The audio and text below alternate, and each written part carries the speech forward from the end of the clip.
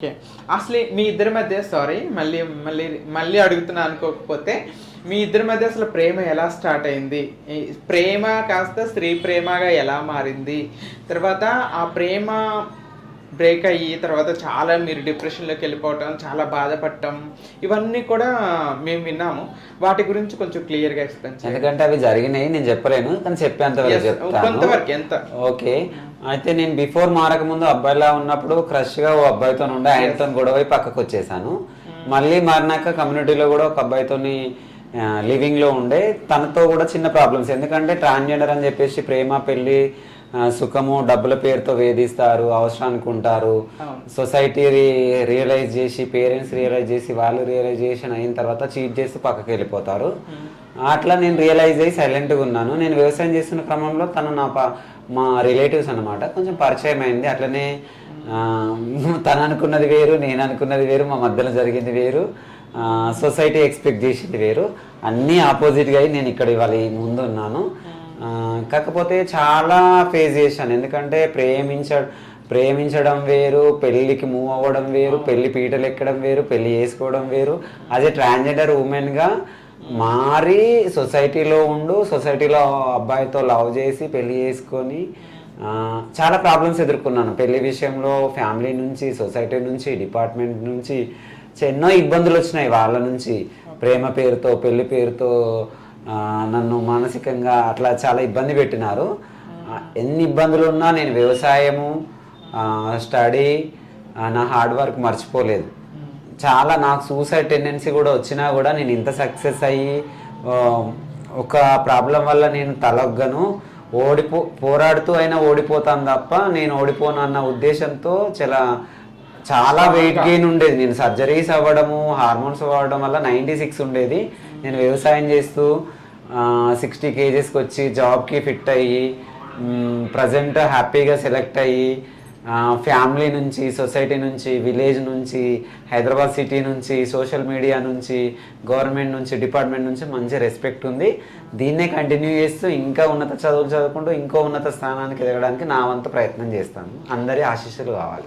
Definitely, seriously you are inspiration to many people. ఎందుకంటే మీరు ఇందాక చెప్పారు సూసైడల్ థాట్స్ వచ్చినా కూడా మిమ్మల్ని మీరు మోటివేట్ చేసుకొని నేను గౌరవంగా బ్రతకాలి, రెస్పెక్టబుల్గా బ్రతకాలి, నేను చనిపోకూడదని స్ట్రెంగ్త్తో బయటకు వచ్చారు చూస్తారా, బౌన్స్ బ్యాక్ అయ్యారు. That is important. ఎందుకంటే మన కమ్యూనిటీలో రోజు చూస్తున్నాం ప్రేమలో విఫలమయ్యారు, పెళ్లి చేసుకుని వదిలేశాడనే ఉద్దేశంతో మన వాళ్ళు ఎంతమంది చచ్చిపోతున్నారు సూసైడ్ చేసుకొని.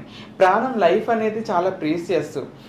ప్రాణాలని చిన్న విషయాల కోసం, ప్రేమ కోసం, పెళ్లి కోసం, ఒక నెల క్రితం, ఒక వారం క్రితం పరిచయమైన అబ్బాయి కోసం ప్రాణాలు తీసేసుకుంటున్నారు. కానీ మనకు ఒక మంచి భవిష్యత్తు ఉంది, ప్రేమ లైఫ్లో ఒక పార్టే, కానీ లైఫ్ మొత్తం ప్రేమే కాదు అని చెప్పేసి మనం నిర్ణయించుకొని మనల్ని మనం మోటివేట్ చేసుకుంటే లైఫ్ చాలా బ్యూటిఫుల్గా ఉంటుంది. చూడండి, మీ లైఫ్ ఎక్కడున్న లైఫ్ ఎక్కడికి వచ్చింది. ఇప్పుడు మిమ్మల్ని ఆ స్టేజ్లో చూసిన వాళ్ళు ఇప్పుడు మిమ్మల్ని చూసి గర్వంగా ఫీల్ అవుతారు, ప్రౌడ్గా ఫీల్ అవుతారు. ఆ క్షణికావేశంలో, తొందరపాటు నిర్ణయాల్లో సూసైడ్ చేసుకోకుండా ఒక కొంచెం వెయిట్ చేసి ఆలోచించి మూవ్ ఆన్ అయితే ఒక బ్యూటిఫుల్ లైఫ్ ఉంటుంది అనటానికి you are the main example. మీరు చాలా మంది ఎగ్జాంపుల్, నిజంగా చెప్తున్నాను. సో మీరు రైతుగా చేస్తున్నప్పుడు ఏ పంటలు పండించేవాళ్ళు, ఎలా వ్యవసాయం ఎలా హ్యాండిల్ చేసేవాళ్ళు? వర్కర్స్ని పెట్టేవాళ్ళ, లేకపోతే మీరే నాట్లు, కోతలు, కలుపులు అవన్నీ మీరు చేసేవాళ్ళ? ఎలా జరిగేది వ్యవసాయం? అంటే అందరిలాగే పంటలు పండించాను, కాకపోతే అందరూ వేరు, నేను వేరు. ఒక ఒంటరి మహిళ చేయడం వేరు, ఒక పురుషుడు చేయడం వేరు. నేను ట్రాన్స్జెండర్గా ఉంటే కొన్ని రోజులు ఫ్యామిలీయే సపోర్ట్ చేయలేదు, కొన్ని రోజులు సొసైటీయే సపోర్ట్ చేయలేదు. అయినా నేను స్ట్రాంగ్గా కొంచెం ముందుకెళ్ళాను. ఎందుకంటే అందరిలానే వరి అది రెగ్యులర్, కాకపోతే నేను ఆర్గానిక్ ఫార్మింగ్ చేద్దామన్న మూమెంట్లో నాకు జాబ్ వచ్చింది, నేను ఇక్కడ వచ్చాను. నాకు మంచి గోల్స్ ఉండే, బట్ ఏదైనా కూడా మనము మన లైఫ్లో హ్యాపీగా ఉంటూ, మనం హ్యాపీగా ఉంటూ, సొసైటీలో ఒక ఇన్స్పిరేషన్గా ఉంటూ, భవిష్యత్తులో మంచిగా ఉండాలన్న ఉద్దేశంతో ఈ జాబ్ చూస్ చేసుకున్నాను. నాకు సెకండ్ ప్రొఫెషన్ ఏంటంటే ఫార్మింగే. ఇప్పటికి కూడా ఇంటికాడ వెజిటేబుల్స్ వీకెండ్ 15 daysకి వెళ్ళి మా అమ్మ నాన్నతో ఇంటి దగ్గర కూరగాయ మొక్కలు, కోళ్ళు అవి ఉన్నాయి, చూసుకొని వస్తాను అప్పుడప్పుడు, వీక్లీ వన్స్. అట్లా స్టడీ అవ్వగానే మీరు ఫార్మింగ్ లోకి వెళ్ళిపోయారు ఇంకెమ్మటే సర్జరీస్ తర్వాత? స్టడీ ఇన్కంప్లీట్ చేసి సర్జరీస్ చేయించుకొని కమ్యూనిటీలో ఫుల్ చేంజ్ అయిన తర్వాత 2017 నుంచి ఫుల్ టైం ఫార్మర్గా ఒక 7 years చేశాను. ఈ 1 year నుంచి జాబ్ చేస్తున్నాను. అంటే అందరిలానే వరి పండించాను. మా చాలా ఇన్నోవేటివ్గా చేసేది, వెరైటీస్గా. ఇంటి దగ్గర ఫామ్ హౌస్, ఇల్లు, ఇన్కమ్ సోర్స్ ఉండడానికి ఆవులు, బర్రెలు, మేకలు, కోళ్ళు, నా సొంతంగా ఆర్గానిక్లో కూరగాయలు, పండ్ల మొక్కలు అన్నీ సొంతగా ఇల్లు కట్టుకొని నా ఓన్ గ్రీన్ హౌస్ కూడా నేను కన్స్ట్రక్షన్ చేసుకున్నాను చిన్నగా నాకున్నంత. ఇట్స్ ఎ గ్రేట్ థింగ్ అండి. సిటీలో ఇప్పటికీ కూడా మనం యూట్యూబ్లో వీడియోస్, ఇన్స్టాగ్రామ్ వీడియోస్ చూస్తుంటే భయం వేస్తుంది ఫుడ్ తినాలంటే. మురికి కుంటల్లో పండించిన కాయగూరలు, కెమికల్స్ వేసిన ఏదో కెమికల్ వాటర్లో ముంచి లేపితే ఫ్రెష్గా తయారైపోతుంది, అలాంటివి తింటున్నాం. ఇలాంటి జనరేషన్లో ఉన్న మనము ఇప్పటికీ మీరు స్టిల్ ఆరోగ్యకరమైన ఆర్గానిక్ ఫుడ్ని పండించుకొని తినటం అనేది గ్రేట్ ఐడియా. అది ఫ్యూచర్లో ఏమన్నా మళ్ళీ స్టార్ట్ చేస్తే ఆర్గానిక్ ఫార్మింగ్ అది కంటిన్యూ చేయాలని ఆలోచన ఏమైనా ఉందంటారా? అంటే చూద్దాం, అది రిటైర్మెంట్ అయిన తర్వాత కానీ లేకుంటే సెకండ్ ప్రొఫెషన్ కానీ చూస్ చేసుకోవాలని ఉంది. కానీ మేబీ సిచ్యువేషన్స్ ఏదైనా, నాకు హార్డ్ వర్క్ డైలీ 18 hours కష్టపడే మనస్తత్వం ఉంది. నేను ఫ్యూచర్లో MA Telugu and MA BA LLB చేద్దామని ఫిక్స్ అయ్యాను. అట్లనే ముందుకు వెళ్ళిపోతా. లేదు, రెగ్యులర్ మన జాబ్ చేస్తున్నాను కాబట్టి డిగ్రీ ఫైనల్ ఇయర్. ఇప్పుడు ఒక సబ్జెక్ట్ ఎగ్జామ్స్ ఉన్నాయి నెక్స్ట్, అవి కంప్లీట్ అవ్వగానే ఎల్ఎల్బి ఎంట్రన్స్, ఎంఎస్సి ఎంట్రన్స్, అలాగే సివిల్స్ ట్రై చేస్తూ మరింత స్టడీ అండ్ జాబ్ ప్రొఫెషన్లో ఇంకా ముందుకు వెళ్ళాలని అనుకుంటున్నాను. డెఫినెట్లీ. మీరు ఇప్పుడు ట్రాన్స్గా మారక ముందు చదువుకున్నారు, డిగ్రీ సెకండ్ ఇయర్తో ఆపేశారు. అప్పుడు కొన్ని ప్రాబ్లమ్స్ ఫేస్ చేస్తారు. ఇప్పుడు ట్రాన్స్గా మారిన తర్వాత కూడా మళ్ళీ ఇప్పుడు స్టడీ కంటిన్యూ చేస్తున్నారు. అప్పటికి ఇప్పటికి డిఫరెన్స్ ఏముంది?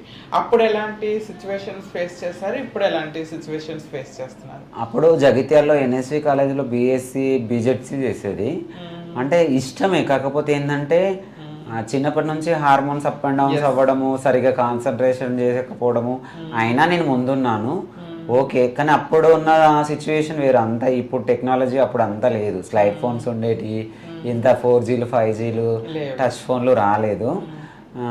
అప్పుడు డిస్కంటిన్యూ చేసి రావడం, మధ్యలో చేయాలనుకున్నా కానీ అటు ఫ్యామిలీని దూరం చేసుకొని 1 year ఇటు టాప్ సర్జరీలు, బాటమ్ సర్జరీలు, కమ్యూనిటీలో ఎర్నింగ్ ప్రాబ్లమ్స్, మెంటల్ హెల్త్నెస్, ఇవన్నీ చాలా టార్చర్ ఉండేవి. ఎందుకంటే ట్రై చేశాను. వరంగల్ కాకతీయ యూనివర్సిటీలో కూడా నేను ఓపెన్ డిగ్రీ డిస్టెన్స్ ఎంట్రన్స్ రాశాను.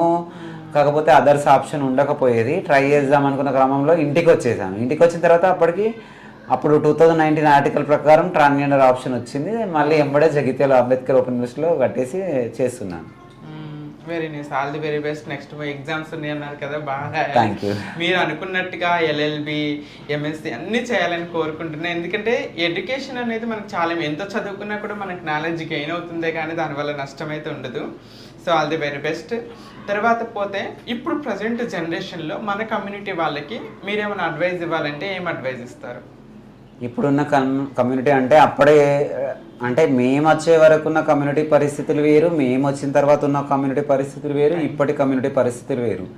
అప్పటి ఫ్యామిలీల కుటుంబాలు, ఇప్పటికి ఫ్యామిలీల కుటుంబాలు, ఇప్పటి సోషల్ మీడియా అంతా వేరు. కాబట్టి ఇప్పుడున్న పిల్లలు ఏంటంటే అబ్బాయిలు ఎక్కున్నా మారినా, సర్జరీస్ చేయించుకోకున్నా మెంటల్గా, ఫిజికల్గా, ఎమోషనల్గా స్ట్రాంగ్ ఉండి మంచిగా చదువుకొని ఫైనాన్షియల్గా గ్రో అయ్యి మీకు నచ్చినట్టుగా ఉండి మీ వల్ల ఇంకొకరు డిస్టర్బ్ కాకుండా మిమ్మల్ని మీరు హ్యాపీగా ఉంటూ మీ ఫ్యామిలీని హ్యాపీగా చూసుకొని మీరు అనుకున్న లైఫ్ హ్యాపీగా లీడ్ చేయాలని కోరుకుంటున్నాను. దయచేసి చదువుకోండి, మెంటల్గా, ఫిజికల్గా, ఎమోషనల్గా ఫిట్గా ఉండండి. చుట్టుపక్కల ఉన్న వాళ్ళకి హాని చేయకుండా మిమ్మల్ని మీరు సెల్ఫ్ డిఫెన్స్ చేసుకుంటూ సెల్ఫ్ కాన్ఫిడెంట్గా, సెల్ఫ్ ఎర్నింగ్ చేస్తూ సెల్ఫ్గా హ్యాపీగా లీడ్ చేయండి లైఫ్ని.